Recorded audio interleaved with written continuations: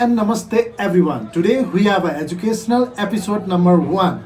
Today we have a guest. He is a proud educator and he is learning in USA. His name is Shanker Pudasaini. Hello Shanker sir, you are an experienced teacher. Tell me about your teaching experience. First of all, Vivek sir, thank you so much for this opportunity. Before talking about my teaching experience, I would like to let you know that I have worked almost 4 to 5 years in education sector in Nepal. I worked as an English teacher for 2 years in Sindhupalchowk, 7 months in Dolpa.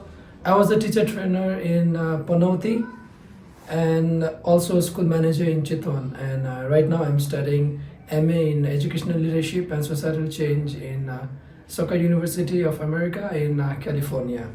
Thank you for your introduction. Now, why did you want to teach? Well, it's a very interesting story about why I wanted to teach. Before starting my teaching career, I was working in Bangalore in India as an accountant. But then one day I realized that my job was very boring, and I wanted to contribute something to the Nepalese community. So I thought of coming to Nepal and teach to the kids in the rural areas. So I didn't know where to go. So I saw an opportunity in an NGO called Teach for Nepal. So I applied for that, and I saw it as a very good opportunity for me to teach to the students who are in the remote places of Nepal. And I thought I had to give something back to the community, so I just wanted to teach, and that I thought that was the best way to give back something. Sir, can you describe your teaching style? Well, as a teacher, you never have one style of teaching or one way of teaching. So it depends on the day you teach and the classes that you teach. So sometimes I used inquiry-based approach where students had the opportunity to investigate and ask questions about what they wanted to know. So that was one of the ways, and the other way was reflective teaching, where I asked the students to reflect on what they thought about for example, what they thought about a particular topic. Let's say, for example, present tense, what they thought about present tense. So I asked them to think about that and ask their friends or me if they had any questions. And sometimes I used the traditional approach where we just had to I just had to ask students to do rote learning. And I also used the method where students had to move around and use their hands. Learning by doing. Yeah, learning by doing especially. So I think it's a constructivism approach. So students had the opportunity to learn from their friends, from me, from the environment, from the society. So yeah, I think these were my teaching approaches. Thank you so much. Sir, what was the greatest challenge in student teaching and how would you manage it? I think there were different challenges in different places. So, for example, in Sindhupalchowk, we had students. I taught students from secondary level. So we had various challenges, like student didn't know how to pronounce certain words. They didn't know. As far as I remember, one of the students didn't even know how to construct a sentence, and they were studying in grade 7. So I think that was one of the greatest challenges that I've ever faced. And also, this is very common in all the schools that I went to. So one of the major challenges was to cater all kinds of students. So every student has their own learning abilities and the capacity. So it was difficult for me to cater to all of them. Well, in order to manage in order to cater to all the students, I introduced lot of teaching methods. Like, again, previously when I said I used reflective method, so it worked for somebody, and when I used hands-on experience, it worked for somebody else. So, and also I also did group class divisions in the classroom while teaching, and we had only 40 minutes per class, so it was not possible all the time. But most of the times I try to divide the class into various groups and do the, I think it's called group differentiation. So I did that, and I think it worked well for me. Sir, describe how you like to implement technology in your lessons. Okay, so English as a subject has 4 components: reading, listening, writing, and speaking. So it's it's necessary for all the teachers to use technology in the classrooms, such as laptops, for example. You can just I took a lot of movies actually for my students, and they watched movies in English, they spoke in English, and they were actually very interested in learning from YouTube videos as well.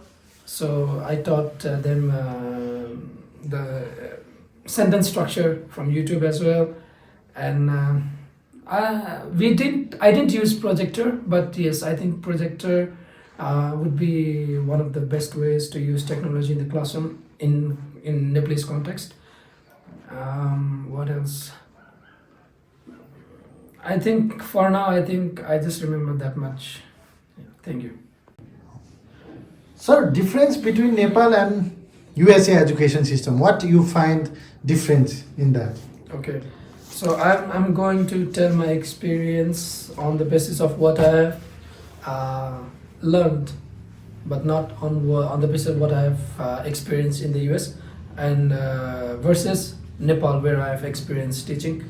So in Nepal, most of the teachers use lecture-based pedagogy, but in the US, I wouldn't say majority, but people are inclined towards group discussions.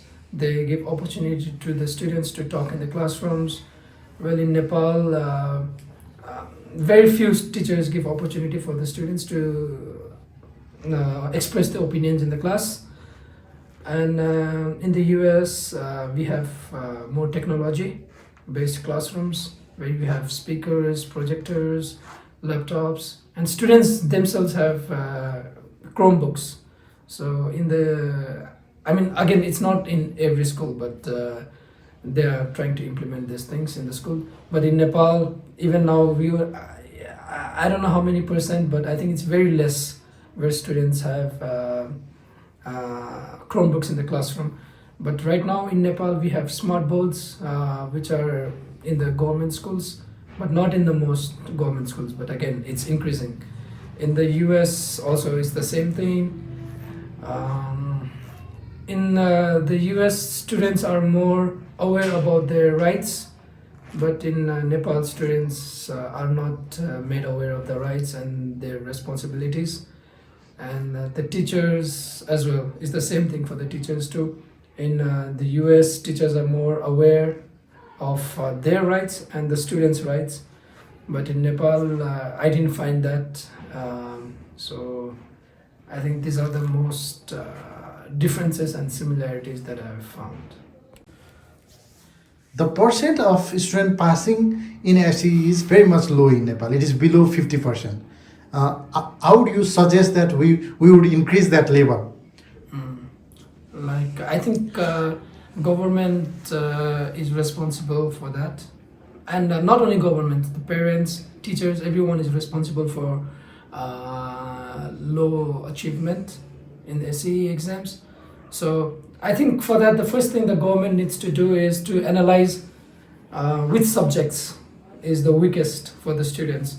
So as far as I know, I think it's English, math, and science, and there are many reasons for that. But I think one of the major reasons is not having qualified teachers in the remote areas.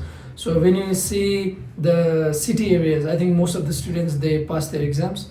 But when you go to the remote areas, I think out of the 50%, 30% I think are from the remote areas. I mean, it's just my guess. So I think the government needs to focus on that area to send good qualified teachers to those places. I think that would reduce a lot of, I think it would improve students' grades. And teachers also need to work with parents. parents need to be made aware of the opportunities that they miss if they don't pass the exams, and the opportunities that they get if they pass the exams. So for example, in Sindhupalchowk, parents, majority of the parents didn't even come to the parent teachers meeting. So that explains why students don't have good grades in SE exams. So they need to be made aware of that as well. So I think these are the two reasons that comes to my mind immediately. But yeah, as a whole, I think everyone needs to work as a team and do and work for the students, not for them. So if they put students at the center, I think a lot of things will improve. Sir, what was your best moment teaching in Nepal and worst moment teaching in Nepal? I think the best moment didn't come from teaching. It came from a student whom I asked to participate in a football competition, and she never played football before. And I just asked her to come and participate in the tournament because I knew that she was very weak in her studies, in her academics. She didn't come to school actually for 50% of the day. 50% of the year. So I just asked her to come to the tournament, and I told her, you don't need to attend school, just come for the tournament. You just play over there. So she came, she played the tournament, and she was so happy. She really got excited, and from the very next day till the end of the year, she never missed the school. So I think that was the best moment of my teaching career in Nepal. And the worst moment also didn't come from teaching. It came from one of the students who I still regret it a lot.